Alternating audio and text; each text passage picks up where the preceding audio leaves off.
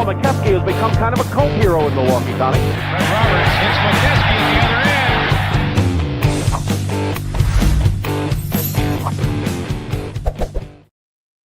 end. And good evening, everybody. Welcome to the latest edition of We Got Next. I'm Rickey Hampton with my great friend, Paul Mokeski, coming to you on a special night, a special time.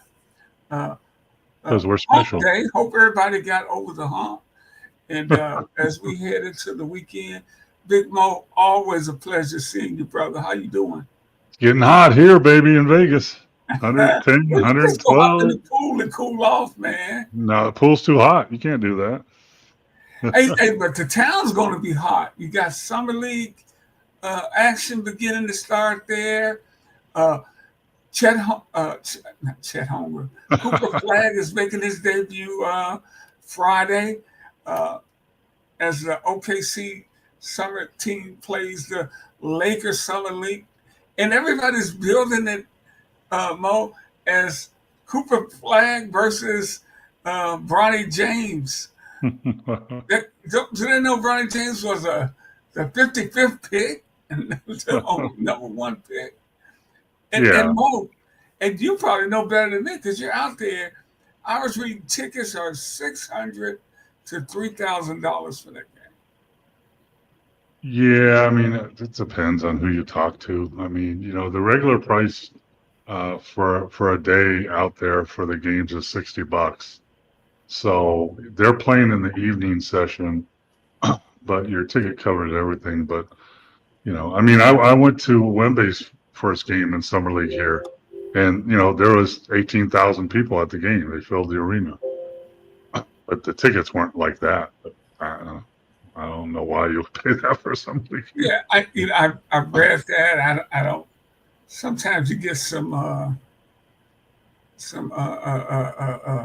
hyper stuff going on. Yeah, I don't doubt it. I mean, reserve seats for the day are like $200 or $300 for, you know, to get reserve seats because it's open seating. It's open seating. It's like Southwest Airlines used to be. Yeah, right. You know, it's open seating, first come, first serve. But now they are reserving, like, you know, on the court is like $600. So I don't know, whatever. So that's probably where those prices come in. But if I had $60, I could go to a Summer League game, and that's about what, 4 or 5 games a day? No, there's 8 games. That's not bad, man. There's 8 games. There's 2 games going on a half hour apart.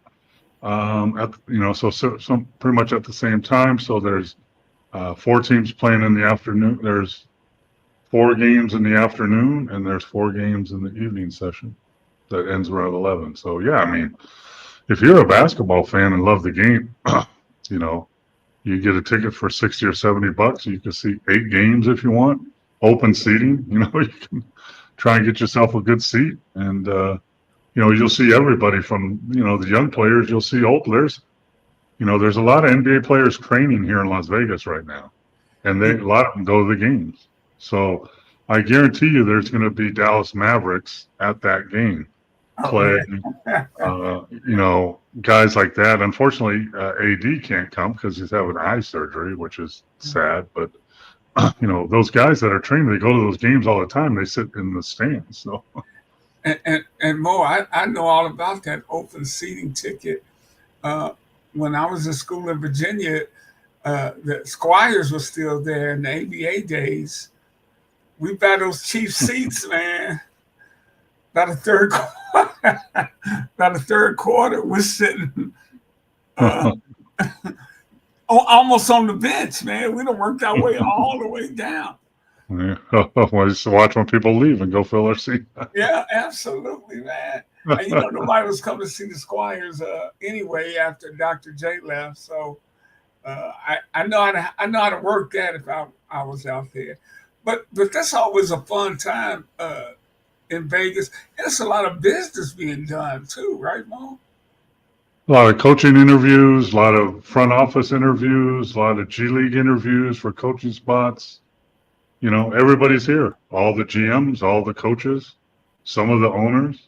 So, Yeah, I mean, I've gone to the summer league for 30 years, whatever it is, 20, whatever, and usually it's a job search. So I'm trying to find people that have openings and trying to talk to them and get an interview. So it's like the Final Four is just like that. Also, Yeah, yeah, yeah.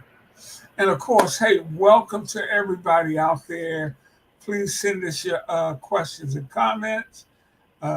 Any thoughts you might have on what's going on with the summer league play. And oh man, yeah, I know you still and pop. I like that, Mo.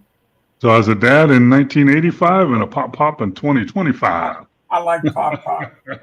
I like pop. That is absolutely fantastic, man. Hunter, we'll get him on the basketball court in a bit. He's already getting a recruiting letter, so you better. Any colleges out there, you better get on it. Absolutely. Get him a good NIL deal, Mo. I know you know how to work it. That's right. Oh my goodness. And we got news, Paul, defending champions OKC just signed Chet Holmgren. We're about to sign him to an extension that could be as much as $257 million. His teammate, Shai Gilgeous-Alexander, signed a couple of weeks ago, $285 million. A lot of money in the two players, man.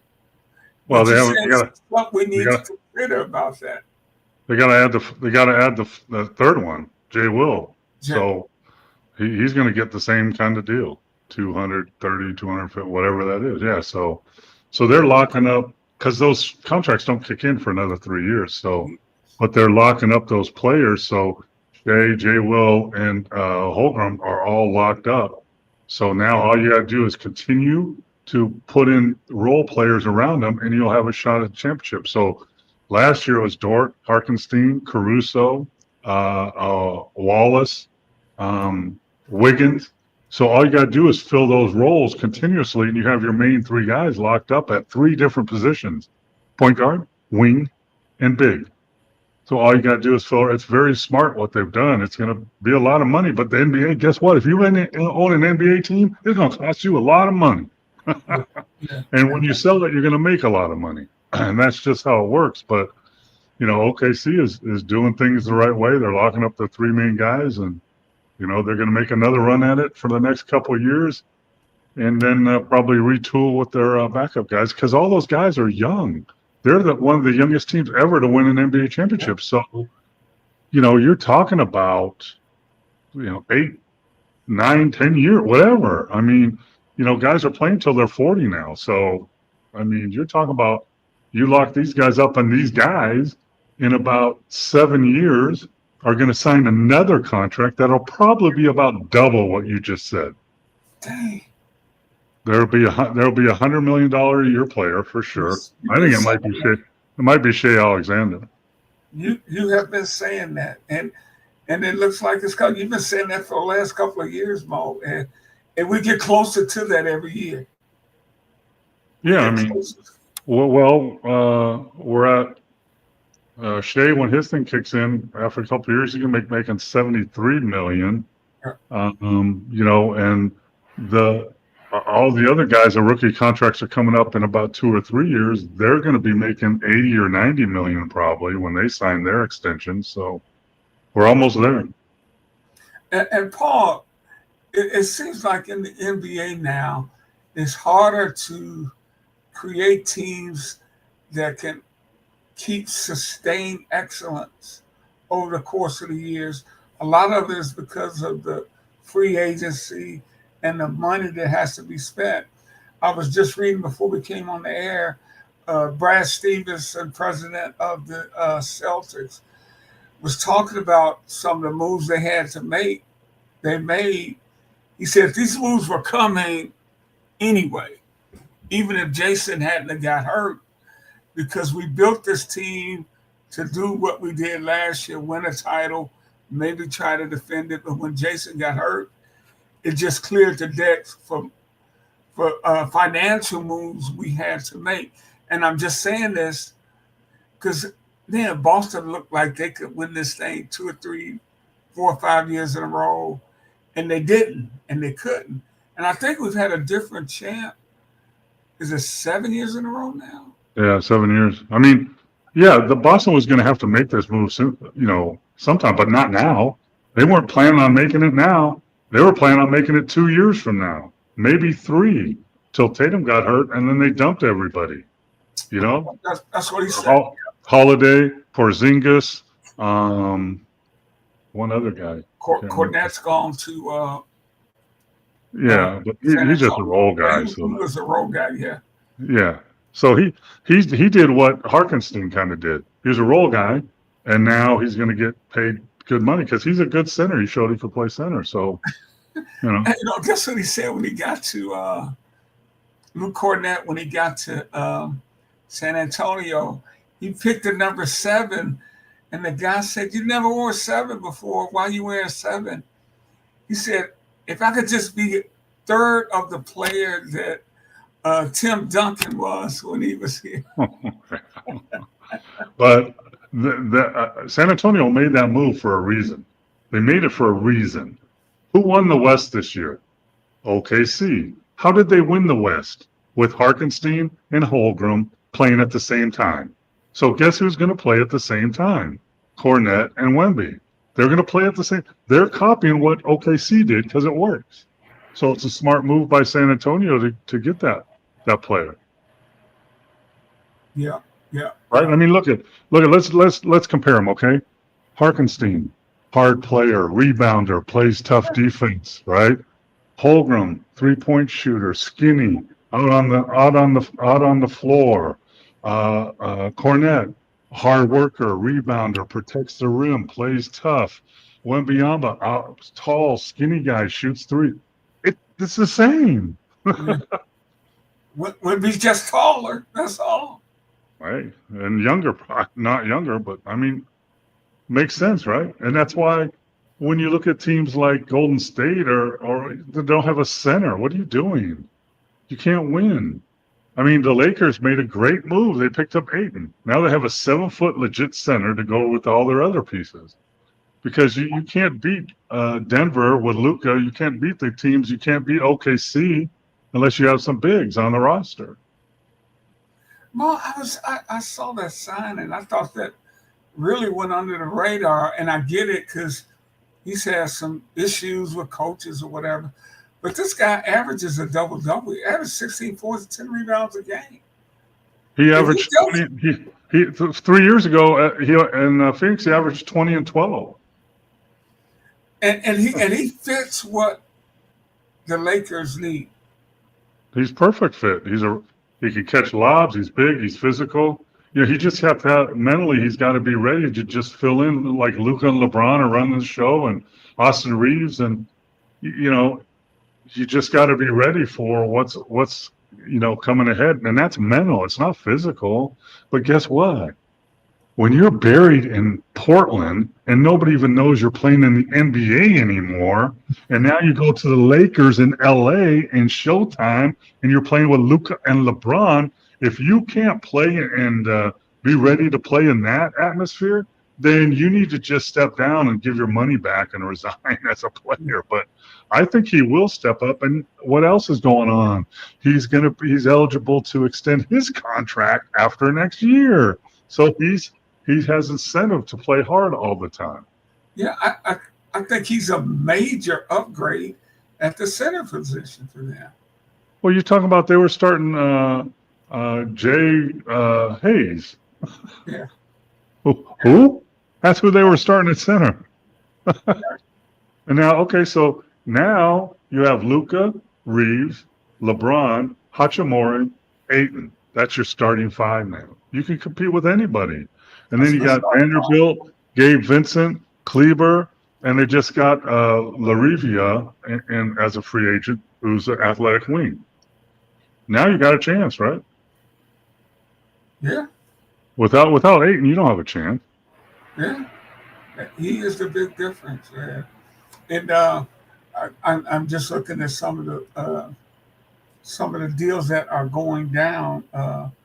It looks like the Clippers want to bring in Bradley Beal. I just wonder what he has to offer at this point in his career, Paul. Well, how are they going to bring him in? They're going to have to trade for him. He has a no trade. He has a no trade. He's already declined trades. He's one of the only players. Listen, he's one of the only players in the NBA to have a no trade. Luka didn't have it. The Joker didn't have it. Giannis didn't have it. I mean, that's mind-boggling. So, you know, and I'm guaranteeing you, Phoenix isn't going to get off his and give him away for nothing.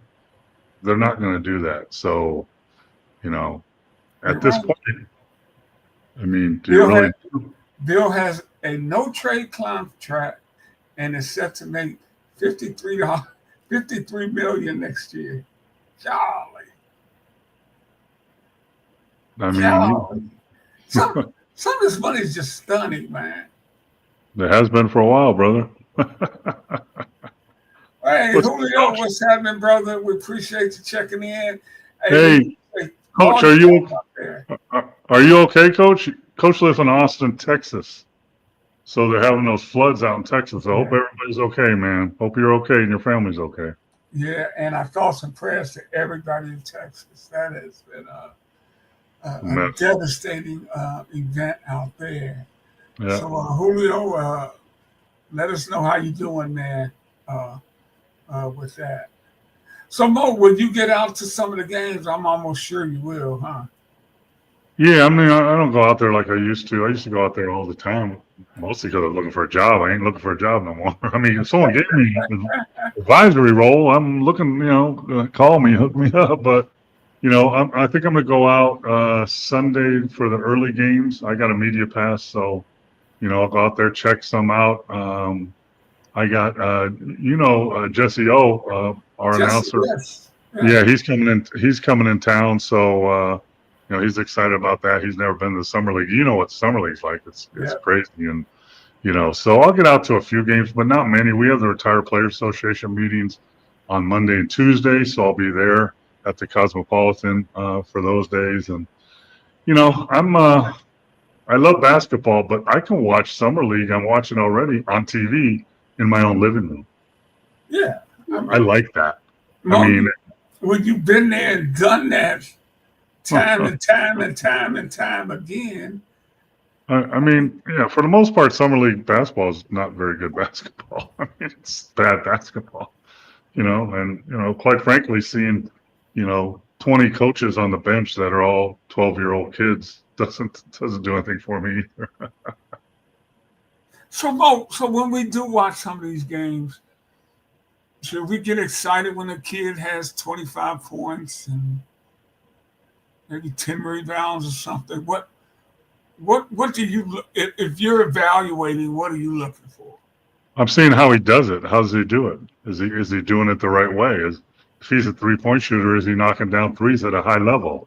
I mean, are you scoring 25 points and going, 4 for 18 from the three? It's not good. You know, if you're scoring those points and you're a 3-point shooter and you're shooting 6 for 12, now we got something. Or if you're going to the basket and finishing and getting to the free throw line, rebounding always carries over. If you can rebound in a basketball game at pretty much any level, you can rebound at the next level. You know, that's a given. So rebounds to me, I think Filipowski last night had 17 boards playing in Utah. So, you know, that kind of transfers over. But it's how he's playing. So you're looking for efficient play. Yeah, I'm looking for doing the right thing and playing the right way and, you know, not wild or not crazy. You know, stuff like that. You're looking to maybe be, you know, a little more solid. I mean, the one guy I saw, when I saw Philly play, I think they're in Utah, and VJ Edge, he's really athletic. He really attacks the rim. He's really strong. He knows how to play the game. I watch him play, and that excites me, the way he plays. I don't even know what his numbers were. I think they're 18 or 10 or whatever they were. I don't care. I watched the way he played. I think he can play in the NBA right away as a young player. And then Johnny Broom, who's playing for Philadelphia also. And he had a great March Madness tournament, and he's an older player, so older. He's like 21. He's so old, but he's a guy that his game is transferring over into the NBA level. He kind of, I mean, I'm just to give you an idea. I'm not comparing him like an Adrian Dantley or someone like that. He's an undersized big that knows how to score around the basket and always seems to be in the right place. He's really competitive. Watching him play, he seems like he'll be able to play, right away in the NBA and be a nice role player off the bench. Julio, Grandpa Paul, what do you think? I like that. Pop Paul, what do you think about the Spurs acquisition of the big man? In your opinion, is it going to help them be a playoff team? Well, Coach, we're just talking about that. Yeah, I think it's a good pickup, and what that does is it moves Wemby to play more 4, just like Holmgren in OKC plays 4 when Hartenstein plays 5. So now Cornette can play 5, and Wemby can play the 4, and they could be a nice tandem because they complement each other, just like Hartenstein and Holmgren do in OKC. I think that was a good pickup, and I mean, and I've seen this guard, the Harper, the guard they picked up is really good, Coach. So they're a really, really young team, but they're really, really good. People understand they've had back-to-back Rookie of the Years in Castle and Wemby. And Harper might have another chance of being another Rookie of the Year. That's 3 in a row at 3 different positions. That's huge. I think they're a ways away. They don't have the bench that they need. I like Vassell and Harper and Aaron Fox, De'Aaron Fox, Castle. I like a lot. Barnes. So they're building a young team in the right way, but they need some spots. Coach, they need to kind of see what OKC did last year when they went and got free agents Caruso and Hartenstein. And you add 2 guys like that to the Spurs roster, you got something cooking. Now, Coach was talking about them making a playoff. Mo, let me just read off you the West. Okay, from last year, OKC was number 1 seed, won it all. Houston was 2nd seed. Lakers were the 3rd seed. Would you say Houston's gotten better? On paper, anyway? Yes. Lakers gotten better on paper. Yes. You got Denver at 4. Who's gotten better? LA, the Clippers were the 5 seed. Kind of same what they were right now. Minnesota was the 6th seed. Golden State, Memphis, Sacramento, Dallas is going to be better, right? Yeah. So it's going to be the same Wild West, but my team's now in the West. OKC, defending champion. Denver got better. They added Valanciunas, as long as he doesn't go to Greece, which I don't think so, and Cam Johnson to that team. So what have we talked about for 2 years about Denver, Ricky? Their depth. Yeah. And now they have depth. They have Murray, Brown, Cam Johnson, Aaron Gordon, Joker, Hardaway Jr., Valanciunas, Bruce Brown. So now they're a deeper team, so they can make a run. The Lakers are right up there with them, with Luka, Reeves, LeBron, Hachimura, Ayton, Vanderbilt, Gabe Vincent, Kleber. Dallas did the right move, even though, remember I talked a couple of years ago when he was with the Lakers, I didn't really like his game because it's so inconsistent, but they signed D'Angelo Russell, who's a really good point guard that can hold the fort down until Kyrie gets back, hopefully in February or March.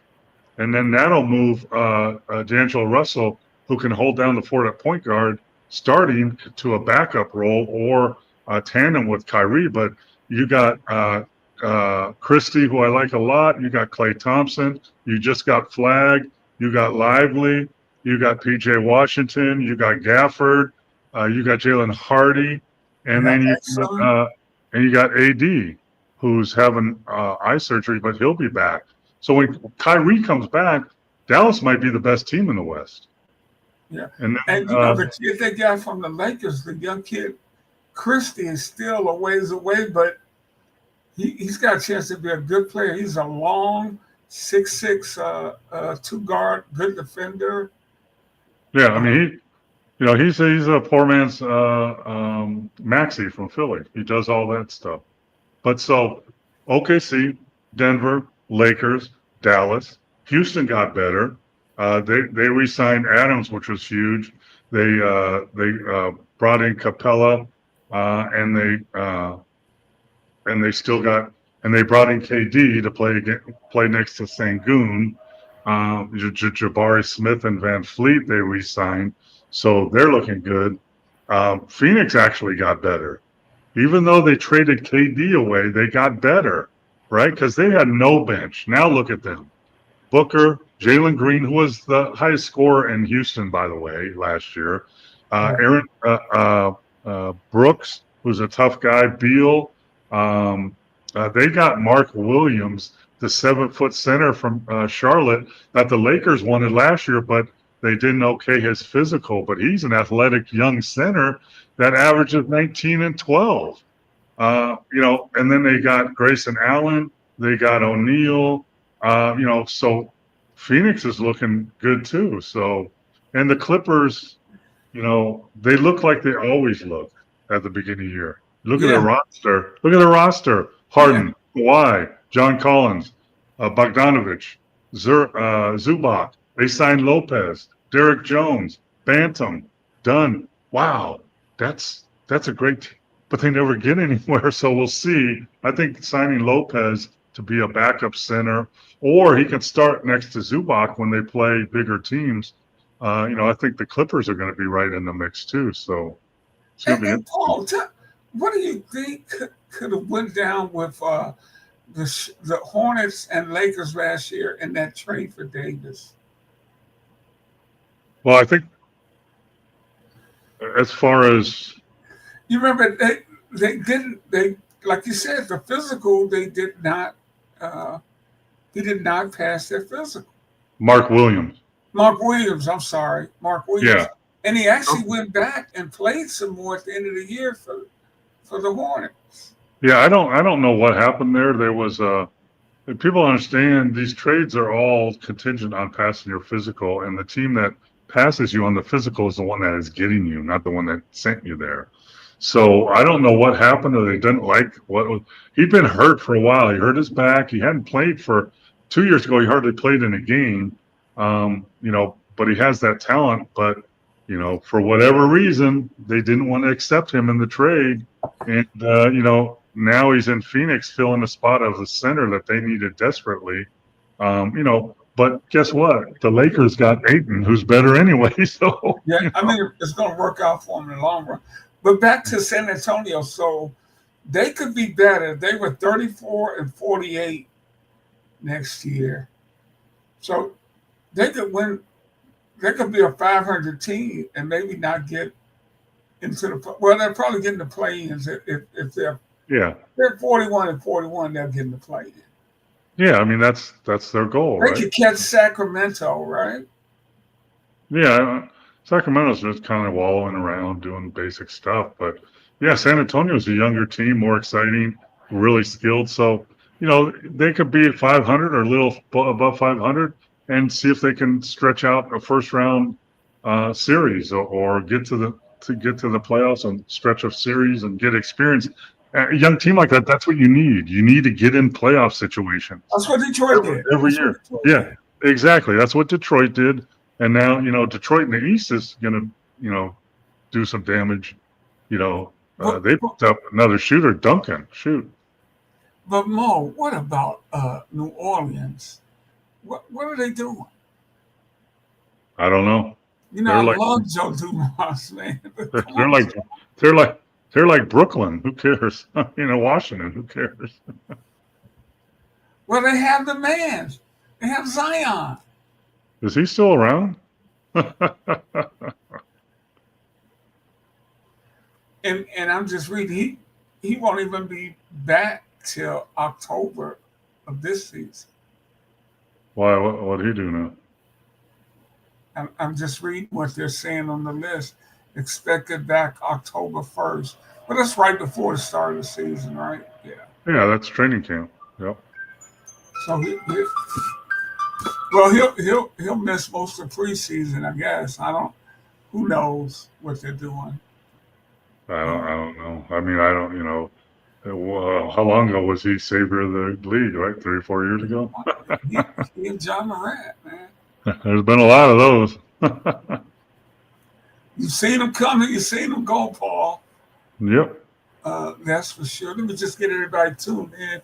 You are watching. We got next. I'm Rickey Hampton with former Bucks center Paul Mokeski, 12-year veteran of the NBA. You guys know us by now. We appreciate you tuning in every week. We're here tonight on a special night Wednesday, but you can catch us every Monday on most occasions, 99% of the time at 9 p.m. Eastern Standard Time. And subscribe to the show here. You can get all that information under the crawl that's going across. Now, getting back to the big game Friday, Mo, what are you going to be looking for from Cooper Flag? and what would be your conversation with him? Just play your game. Yeah, I mean, it's the summer league game. I mean, just go, do what you've been doing your whole life. Play your game. I mean, it's it's not like he hasn't played in front of 18,000 people. I mean, let's go play. I think they. And Paul, what you're saying is really not. It really can be that simple, huh? Of course. I mean, what are you supposed to? What's he supposed to do? Do a backflip before he shoots it? That's what you've been doing your whole life. When you're open, shoot the ball. When the lane's open, drive it and dunk it. And when your teammate's open, just pass it to him. Pretty simple, right? Keep your guy in front of you. Move your feet. Go straight up. Don't foul people. Hello, there you go. Do that. Do those 6 things. There you go. Yeah. Good luck. Have a good game. Too bad. You and I have both seen people kind of complicate this thing and muck it up and overthink the game. It's not brain surgery. Not, Well, I just saw this. Banchero just signed $287 million 5-year extension with the Magic. We talked about the East. Let's go. I'm sorry, we talked about the West. Let's go to the East and look at what some of these teams. Cleveland 64-18. Disappointing playoff run for sure. Again. Have they gotten better, Mo? Not really. They need to get healthy. Yeah, Mitchell stays healthy. They've gotten better by having more experience, and actually by failing. They got better by failing. So they know what it's like to fail. They know what it's like. Now they understand what it's going to take to win. They have the same roster. They haven't made any moves. So, but in the East, New York, I think is going to be the favorite. They have their guys coming back. Mike Brown, the new coach there. Yeah, who's he's championship coach. He's been coach of the year twice. He has a good way with players. He's still going to use the defense as an anchor, your defense to create your offense. And he has the roster, and they added Yabusele, who is the center that was backup for Philly. Right. He's a really good center. I like him to help with Robinson, because Robinson has a tendency to get hurt. And I think they signed Jordan Clarkson. So, I think they've gotten better. The Cavs are still what they are, except it's going to be interesting. They picked up Lonzo Ball. So I'm wondering if he has any game left in him after all the injuries he's been through, because that could add, because Garland and Mitchell are both undersized guards, and they get taken advantage with on defense because they're so small. And Lonzo Ball adds some size to their backcourt that they need. So that could help them. They still have Strus that can shoot, Allen, Mobley. Mobley has to step up. He did okay till the last series in the playoffs.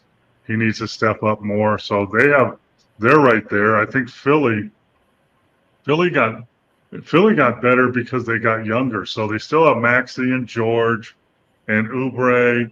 And, it's going to see if Embiid is healthy. But with their draft picks, VJ and John Brown and Adam Boona, I've watched Adam Boona the other day. He's about 6'10", 6'11", 250 of muscle. He's like a Ben Wallace. And he's going to be a good young addition to that team. Yeah, but with Philly, everything's going to be on Embiid's health. Yep. But you know what? If you play some of these younger guys, then he can take more time off, and you'll still win games. So that's important because positioning in the playoffs is important.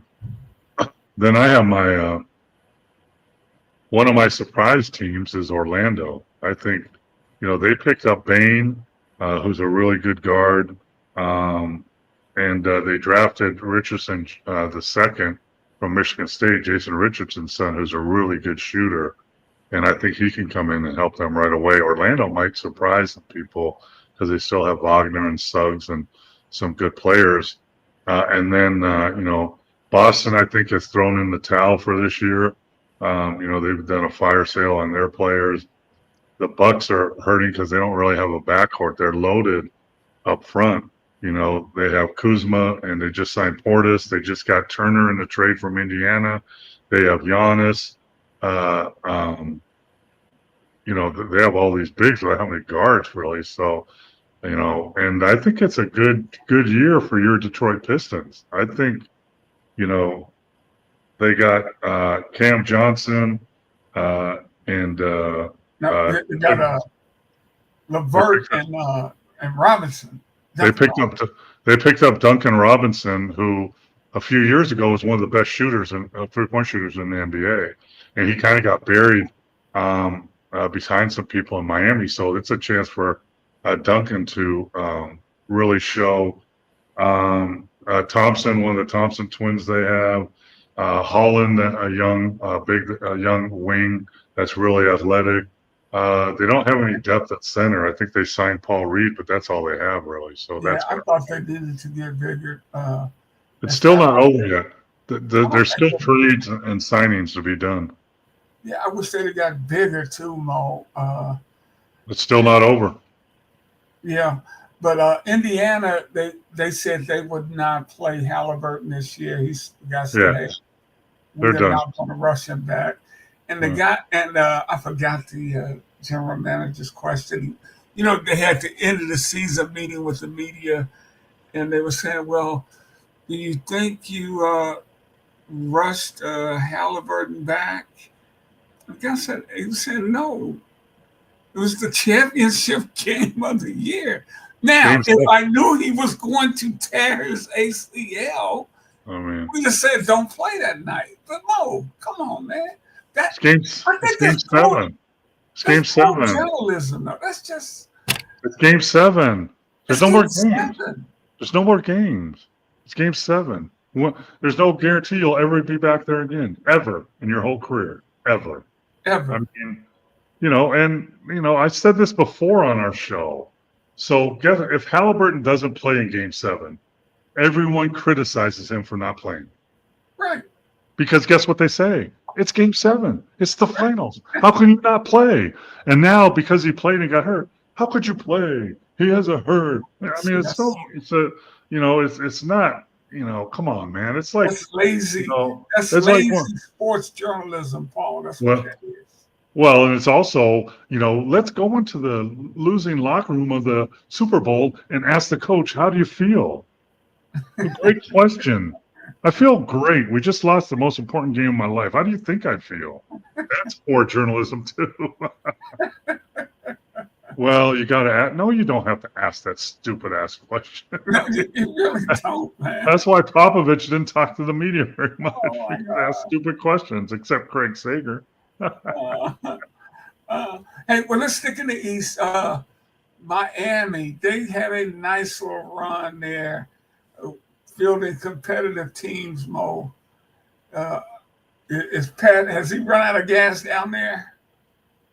Yeah, I mean, they just don't. They don't have the roster. I mean, we fight and claw, and we do okay, and we give teams, hard series. But if you don't have the horses, you can't run in a horse race, and they don't have the horses. So that's they traded for Norman Powell. Yeah, good. Another wing. Okay, nothing to get excited about. No. Yeah, who's their guards? Who's their bigs? I mean, well, Bam, and that's Bam. about it. And Bam, what's Bam? 6'8", 6'9", maybe. 6'8". I mean, he's a hard-nosed player, no doubt about that.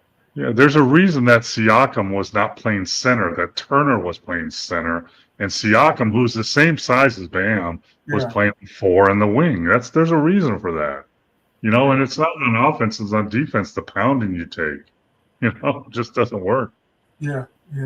I'm glad that size has returned back to the end. But and you talked about this. Actually, it's never really gone anywhere. People just get it down about the 3-pointers. We look at when the Lakers won and they had the big 7-footers. Joker, 7-foot. Bucks. OKC. When OKC went small against Indiana, they lost games because they did that. When they stayed with their big lineup, that's their advantage, and they won those games. And I think you finally figured that out. Yeah. I mean, one of the big questions out there right now, and with Golden State, is what are they going to do with Kuminga? Are they going to sign him? Are they going to trade him? Because obviously he doesn't really fit in there.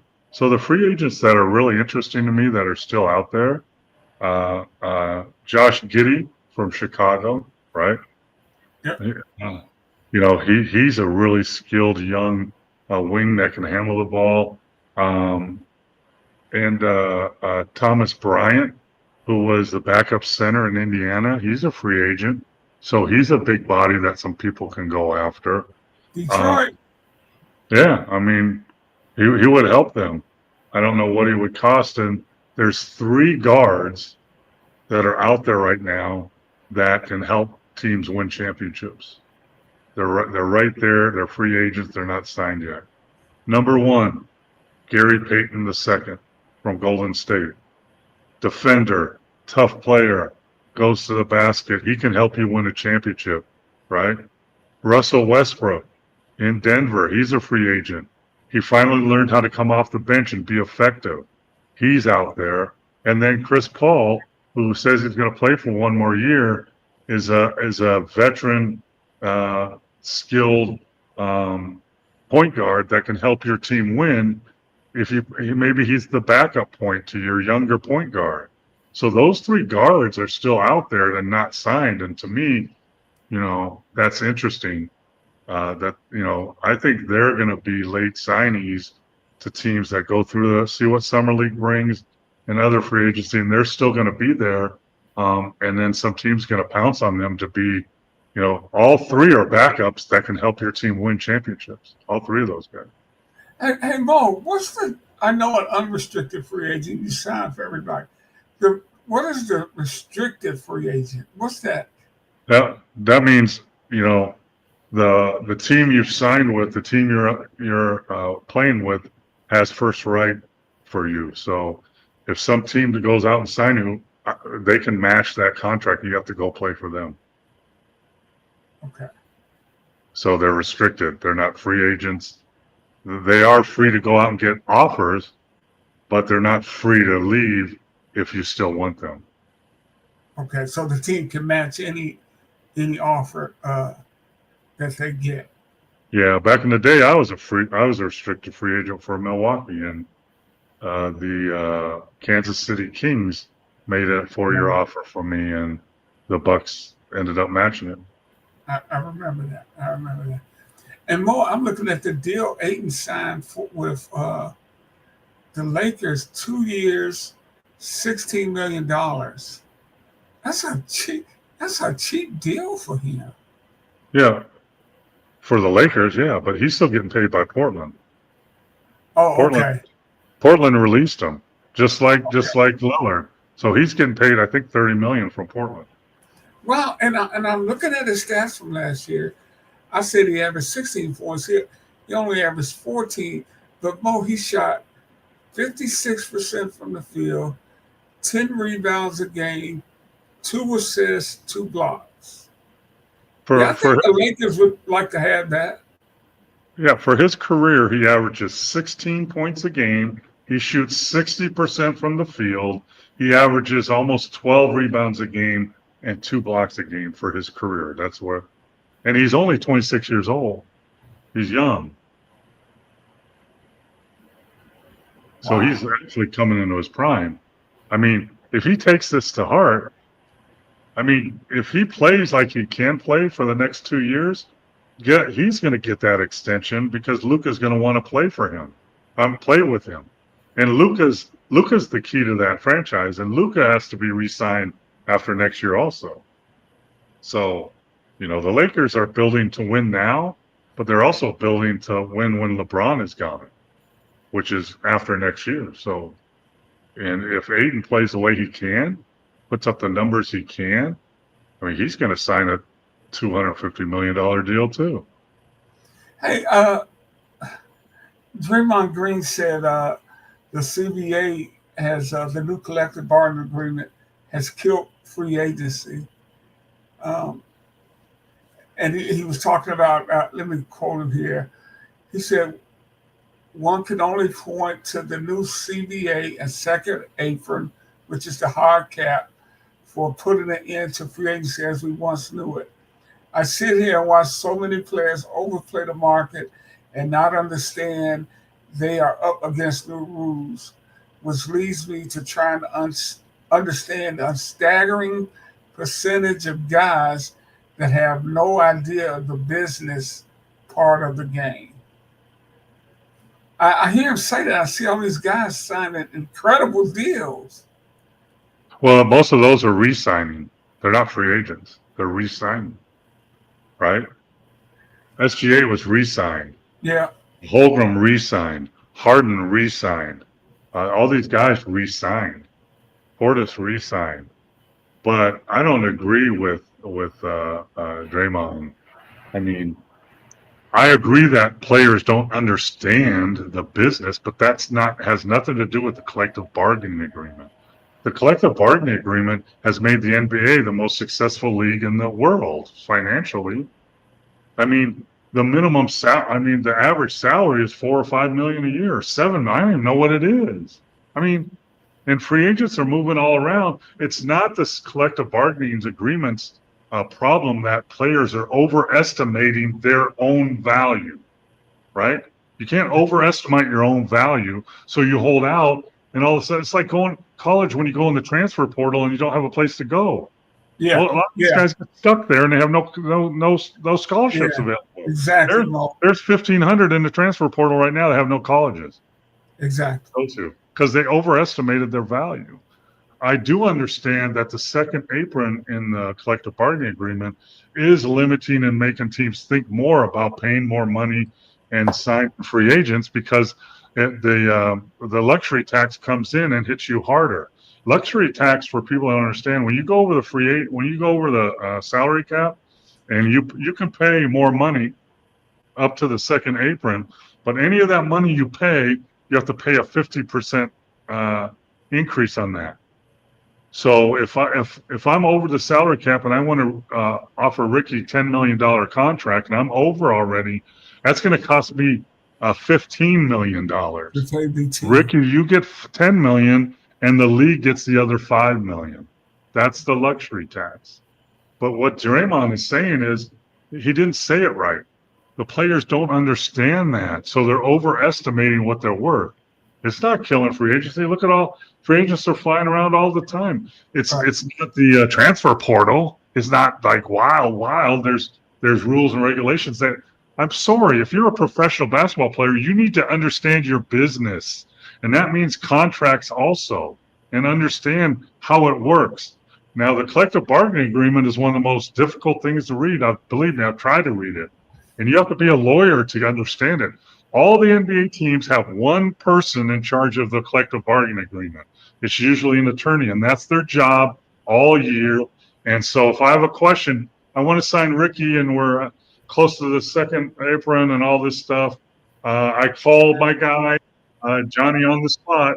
I say, hey, listen, we're thinking about doing this. Sign a Rickey, and this is what his contract will be, and this is where we're at. Can we do it? Look on my computer. Yeah, you can do it, and you'll still be under the second apron. Or, well, you can do it, but it's going to cost you an extra $5 million. Then you have to make that. Yeah. I don't Or wanna- you can do it, but we're going to have to move somebody. Or Yeah, I mean, you become Love, right? Who just got traded and said, I didn't think people understand when he made that comment. I never thought I'd be a math problem. Do you understand what that means? People out there don't understand. What he's saying is he was thrown in that trade because his salary matched up with the deal they were doing with the other group. So that's why he was the math equation. It wasn't him. It wasn't him as a player. It wasn't him as a person. It was his contract value fit right in. That number, math number, fit in with the trade that'll make the trade work. That's why he was a math problem. Yeah. Mike's giving you congratulations, Mo. Congrats, Grandpa. Another generation to coach and mentor. Well said, Mike. I hope so. Appreciate it, Mike. Steve, hey, brother. Hey, you get a pass tonight, Steve. We had an early start time, different day, early start time. So you get a pass. But we just got a couple of more minutes here, and we'll be back at our regular time. Although, are you going to be at a game Monday night? Do we need to go? I need to look and see what the meeting schedule is for the retired players. Hey, all the viewers out there, check our Facebook page. We got next, in case we have could have an earlier time if Mo is at the game next week. But Mo, as we get ready to get out of here, any other thoughts on your mind?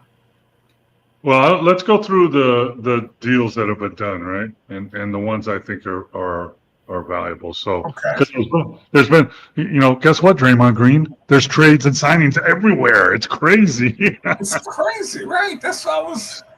So I think, like we talked earlier, Dallas did a great job. They re-signed Kyrie Irving to 3 years, so he'll probably come back after the All-Star break. They brought back Dante Exum, and they signed D'Angelo Russell to pick up the slack while Kyrie is hurt until he comes back, and they can play together if they want. And the only person they lost was Dinwiddie. So, that's a good job. Denver did a great job adding Valanciunas, Cam Johnson, and Bruce Brown, and Hardaway Jr., and they only lost Saric and Porter Jr. They did a great job. Detroit did a good job by adding Duncan Robinson, a great shooter, and they only lost Schroeder and Hardaway Jr. Beasley lost himself. Yes, yeah. So that's a big question for Detroit. What do they do with Malik Beasley, who is in the middle of a gambling problem, a situation? So who knows what's going to happen on there? And that could have a lot of decision what happens with the Pistons next year, right? Yeah. Houston did a great job. They got KD, Capella, Finley Smith, and re-signed Van Fleet and Holiday and Adams and Green, and they lost Brooks and Jalen Green. It's a big price to pay, 2 starters, but they picked up, made themselves serviceable in the West. The Lakers, by adding Ayton, did a great job. I mean, that's a big hole to fill. Clippers did a good job. They added John Collins and Lopez to their depth, and they re-signed Harden and Bantam. which was a good idea. They lost Powell, which is a big hit to take, but I think they made up for it with who they added.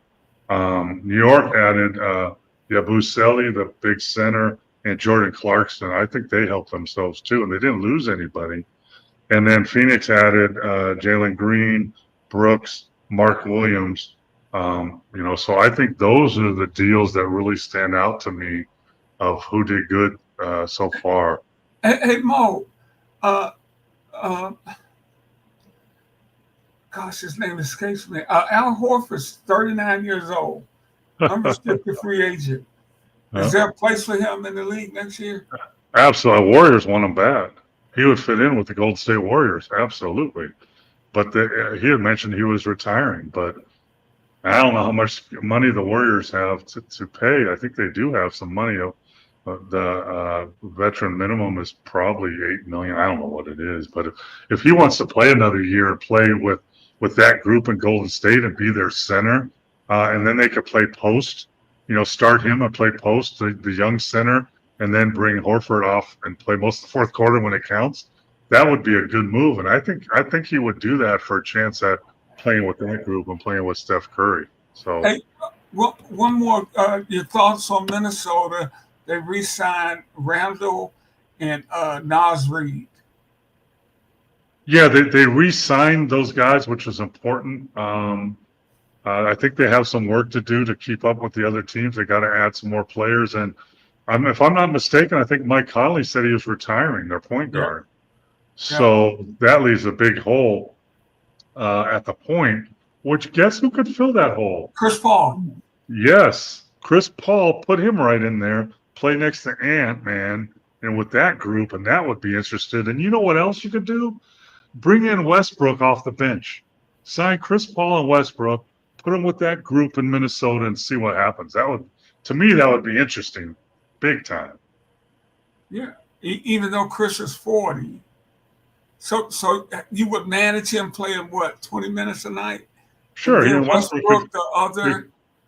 They could split it. Whoever's playing better, feeling good, and then if we have another young point guard, he could absorb 10 minutes. Absolutely. I'd do that. Well, you know your stuff, man. That's for sure.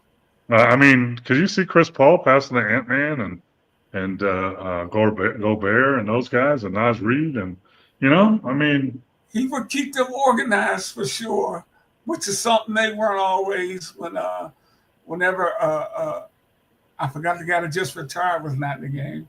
Mike Conley. Yeah. Yeah,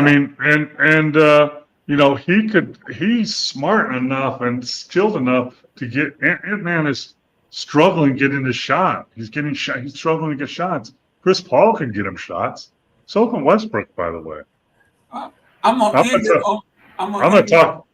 talk to Chris Finch. I'll probably see him this week at Summer League. What do you think about this? Westbrook to the Bucks. The Bucks need guards. I would maybe Chris Paul would fit there too with Giannis and Portis and those guys. Chris Paul would fit in with Milwaukee also. Well, we're gonna run, man. Thanks everybody for tuning in on this special evening. Go check us out on at our Facebook page for information on next week. We could have a different time, but most weeks you're gonna catch us Monday, 9 p.m. Eastern time. For Rickey Hampton and Paul Mokeski, take care, everybody. Have a great weekend. Thanks for tuning in.